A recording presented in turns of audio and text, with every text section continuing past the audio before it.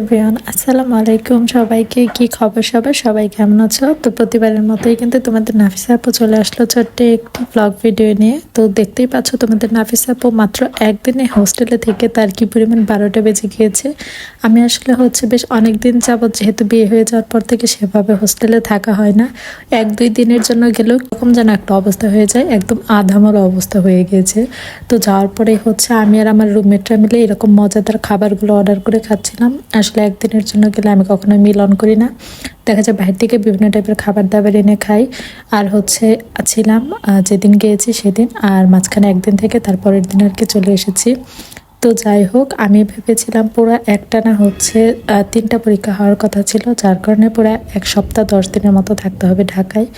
তো সে প্রিপারেশন নিয়ে গিয়েছিলাম, বাট আলহামদুলিল্লাহ আমি বেঁচে গিয়েছি যে এইভাবে কোনো পরীক্ষা হয়নি। তো যখনই দেখলাম নোটিশ এসেছে যে পরীক্ষা ক্যান্সেল হয়েছে, আমি তো জাস্ট এক দৌড়ে বাসায় চলে এসেছি। কারণ হোস্টেল না থাকতে আসলে অভ্যাসটা চেঞ্জ হয়ে গিয়েছে। এখন যে আর থাকতেও ভালো লাগে না। আর আমার প্রিয় ইউটিউব ফলোয়ার্সরাও তো আমার জন্য ওয়েট করছিল, তো সে কারণেই ভাবলাম যে বাসায় চলে যাই।